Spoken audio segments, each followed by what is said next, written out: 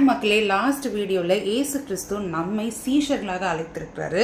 அதனால சீஷனுக்கு இருக்க வேண்டிய சில குணாதிசயங்களில் கிறிஸ்து இயேசு சிலுவை பாடுகளுக்கு 24 மணி நேரங்களுக்கு முன்பதாக 12 சீஷர்களுக்கு அவர் சொன்ன சில மாதிரிகள் இப்படி தான் இருக்கணும்ப்பா, சீஷன்னா இந்த குணாதிசயம் இருந்தால் தான் நீ சீஷன் அப்படின்னு நீ அழைக்கப்படுறதுக்கு பாத்திரவானா இருப்ப அப்படின்னு சொல்றாரு. ஸோ அது சீஷனா வெறும் 12 சீஷர்களுக்கோ ஊழியம் செய்கிறவர்களுக்கோ மட்டும் கிடையாது, உங்களையும் என்னையும் ஆண்டு எப்படிதான் அழைச்சிருக்காரு, சீஷர்களை அழைச்சிருக்காரு.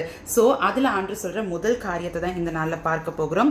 யோவான் 13ஆம் அதிகாரம் 6-8 வசனங்கள். அவர் சீமோன் பேதுருவினிடத்தில் வந்தபோது அவன் அவரை நோக்கி, ஆண்டவரே, நீர் என் கால்களை கழுவலாமா என்றான். பேதுரு அவரை நோக்கி, நீர் ஒரு காலும் என் கால்களை கழுவப்படாது என்றான்.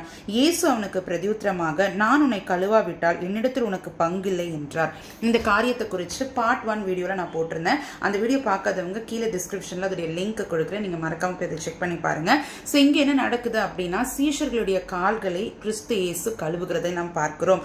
ஸோ அந்த காலத்துல ஜூயிஷ் ட்ரெடிஷன் படி கடைநிலை ஊழியக்காரன் இல்லைன்னா ஒரு அடிமை செய்ய வேண்டிய காரியம் தான் என்ன அப்படின்னா, வீட்டுக்கு ஒரு கெஸ்ட் வந்தாங்கன்னா அவங்களுடைய கால்களை கழுவுவது.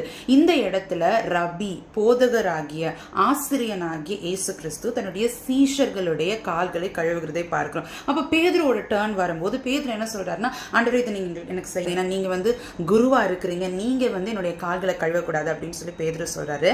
ஆனா அந்த இடத்துல இயேசு கிறிஸ்து சொல்லுகிற ஒரு காரியம், நான் உன்னை கழுவாவிட்டால் உன்னிடத்தில் பங்கு இல்லை அப்படின்னு. இதுக்கு என்ன அர்த்தம் தெரியுமா? இந்த இடத்துல கிறிஸ்து இயேசு ஒரு பிசிக்கல் கிளென்சிங்கை பத்தி சொல்லலைங்க, ஆவிக்குரிய சுத்திகரிப்பை குறித்து இந்த இடத்துல.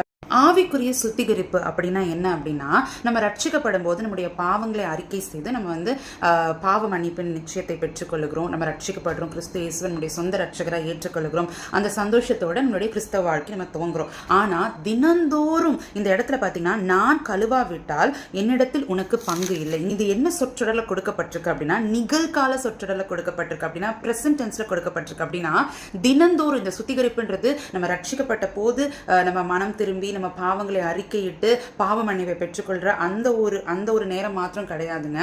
தினந்தோறும் இப்ப எப்படி நம்ம நேத்து குளிச்சோம், ஆனா இன்னைக்கு நம்ம அழுக்காகிறோம், இன்னைக்கும் நம்ம குளிக்க வேண்டியது இருக்கு. அதே போல நம்மளுடைய வாழ்க்கையின் கடைசி வரைக்கும், கர்த்தருடைய வருகை மட்டும் நம்ம வாழ்க்கையின் கடைசி மூச்சு இருக்கிற வரைக்குமே இந்த உலகத்துல நம்ம பாவத்துக்கான டெம்டேஷன், சீர்படுத்த வேண்டிய காரியங்கள் எப்பவுமே இருந்துட்டே தான் இருக்கும். அப்போ நம்ம தினந்தோறும் நம்மை பரிசுத்தப்படுத்திக் கொள்வது மிக மிக முக்கியமான ஒரு காரியமா இருக்கிறது. அப்போ நாம பரிசுத்தப்படுத்திக் கொள்ளவில்லை என்றால், தினந்தோறும் இந்த காரியத்தை நாம் செய்யாமல் இருக்கிறோம் அப்படின்னா, செய்யவில்லை அப்படின்னா, கிறிஸ்து இயேசுவின் ரத்தத்தை கொண்டு நாம்